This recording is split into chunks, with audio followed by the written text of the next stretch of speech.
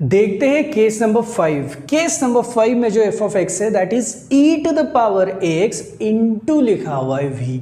अब देखो दोस्तों, e to the power x जो है वो अगर अकेला होता तो ये तो अपनी केस नंबर 1 हो जाती जो आपको ऊपर दिखाई दे रही है, बट साथ में कोई है जो मल्टीप्लाई हो चुका है। तो कोई एक्स की टर्म जो है वो अगर ई के टर्म के साथ मल्टीप्लाई हो जाए तो आपको करना क्या है। देखो, एट ए टाइम जब दो लोग आते हैं तो उसमें से किसी एक को आपको दूर करना होगा। दूर मतलब बाहर हटाना होगा, गेम से बाहर करना होगा, तब जाके किसी और के साथ आप जीत सकते हो। तो e to the power x into v में से तो वी तो हम लोगों को पता नहीं, बट ई की टर्म जो भी आएगी उसको आपको हिंट के हिसाब से क्या बोला है, take e raise to x uncle को आउट।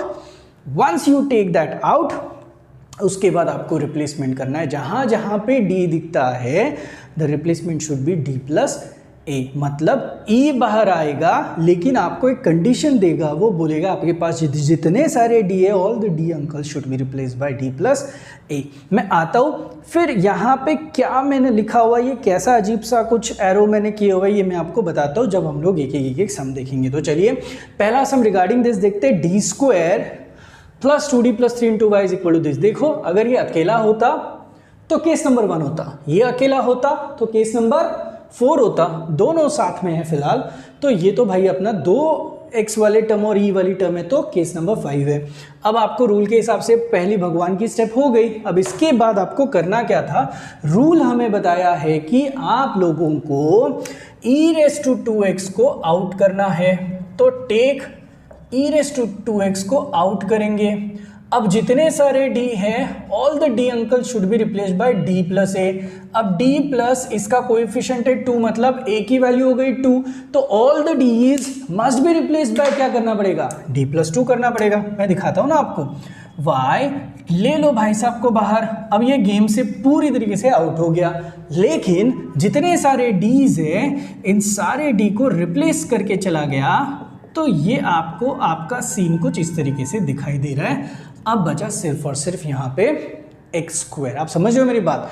आप बताइए, यहाँ तक आने के बाद ब्रैकेट स्क्वायर तो आपको आता ही है भाई, मेरी ज़रूरत नहीं है। तो पूरा सॉल्व करते हैं, d square plus 4d plus 4 plus 2d plus 4 plus 3, ये हुआ आपका एक्स स्क्वायर। तो e raise to 2x as it is.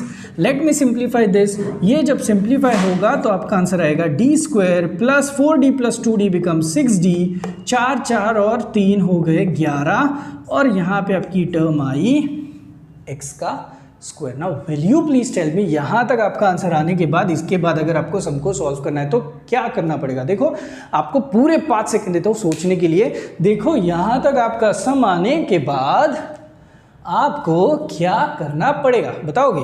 हाँ हाँ, देखो तो सही मेरा हाथ कहाँ पे, करेक्ट। केस नंबर 4 में कन्वर्ट हुआ ना आपका सम। ये अगर हट गया तो बची हुई केस तो एक्स रेज टू एम हो गया, मतलब जो केस नंबर 5 का सम था वो आपका कन्वर्ट हो गया केस नंबर 4 में। अब आपको किसी का डर नहीं है, ये e raise to 2x and तक के जैसा वैसा रहेगा। अब आपको पता है इसके बाद क्या करना है। ये जो केस 4 है ये कहती है हमें बाइनोमियल सीरीज यूज करो, तो आपको lowest term along with the power बाहर निकालना होगा, और आपको 1 plus D square plus 6d के साथ ये बाई 11 अंकल को डिवाइड करना पड़ेगा, और यहाँ पे एक स्क्वायर। क्या आपको पता चला? अब ये ऊपर चढ़ेगा, रेज टू -1 होगा, कंपेयर होगा 1 प्लस जेड रेज टू -1 के साथ, मतलब 1 प्लस जेड रेज टू -1 वाले फॉर्मूला के साथ, एंड पूरा का पूरा सम आपका शिद्दत से सॉल्व होगा। आई नो मैंने केस 4 के भाई अच्छे सम सॉल्व करके दिए हुए हैं, आपको बस ये इन कंटिन्यूशन लेना और सम को सॉल्व करने की पूरी कोशिश करनी है। क्या आप ये सम को सॉल्व कर सकते हो?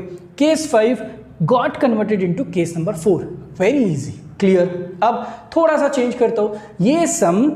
अगर मैं इस सम में यहाँ पे जो आपको एक्स स्क्वायर वाली टर्म है इसको थोड़ी देर के लिए हटा के अगर sin 2x कंसिडर कर लूँ तो will you please tell me, ये सब जगह पे हटेगा, यहाँ पे हटेगा, यहाँ पे हटेगा। थोड़ा आप यहाँ पे ध्यान दीजिएगा, ये हट के यहाँ पे आएगा sin 2x। Now will you please tell me, आपका सम पूरे 5 सेकंड देता हूँ, सोचो। अब सिर्फ और सिर्फ इन d वाले टर्म के साथ है sin 2x, तो ये आपकी कौन सी केस है? कौन सी केस नंबर? हाँ करेक्ट, केस नंबर 2 मतलब केस नंबर 5 का सम शिद्दत से आपका कन्वर्ट हो गया केस नंबर 2 में। बुम, जहां जहां पे डी स्क्वायर है वहां पे minus of A square substitute करो, देन आपको यहां पे शायद रैशनलाइजेशन करना पड़े, करिए और आपका आंसर लेके आइए। मैंने तो भाई केस 2 के भी आपके काफी सारे सम्स की प्रैक्टिस आपको करा के दी थी। मतलब ये जो केस 5 है ना, ये ना आपके इंपॉर्टेंट डॉक्यूमेंट का एनवलप है, जहां पे डॉक्यूमेंट है 4, 2, 7 या फिर 1/d स्क्वायर, और जो एनवलप है वो है केस नंबर 5। 5 को खोलो तो अंदर से 4 आएगा, 2 आएगा, 7 आएगा या 1/d स्क्वायर आएगा। समझ में आया? चलिए देखते हैं नेक्स्ट सम।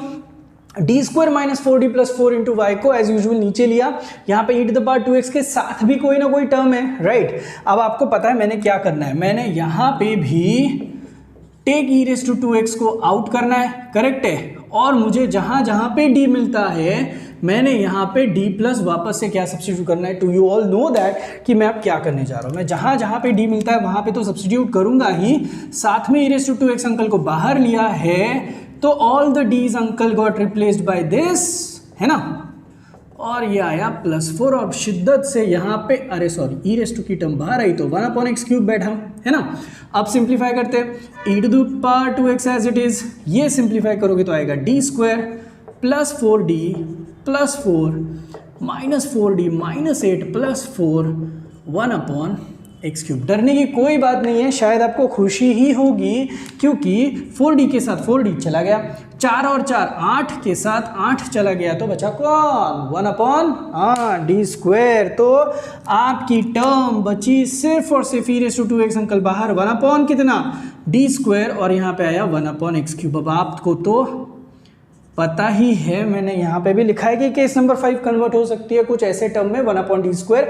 अब जब अकेला 1/d जो होता है उसका मतलब होता है इंटीग्रेशन, तो डबल अगर d हो तो आपको क्या करना होगा, बस सिंपल है डबल इंटीग्रेशन करना होगा। अब आप ना सर हमें सिंगल इंटीग्रेशन ही नहीं आता है, डबल कहाँ से निकालेंगे, रुक जाओ भाई, एक एक काम खत्म करते हैं ना, एक वाला इंटीग्रेशन रख दो ऐसे ही। आप एक काम करो, आप मुझे सिर्फ इसका इंटीग्रेशन बता दो, मैंने सिखाया है।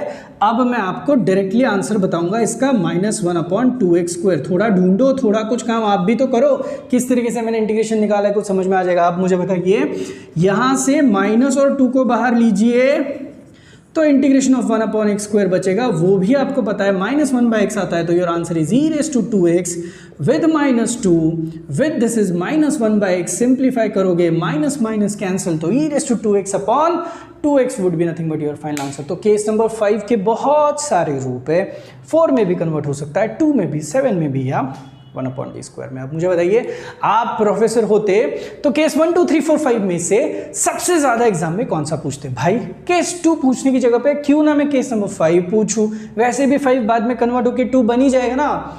केस 4 पूछने की जगह पे क्यों ना मैं आपको केस 5 ही पूछूं। तो सबसे ज्यादा अगर आप मुझे पूछो तो सीक्रेट बताता हूं आपको, केस 5 सबसे ज्यादा पूछी जाती है। तो केस 5 की बहुत ज्यादा प्रैक्टिस कीजिएगा।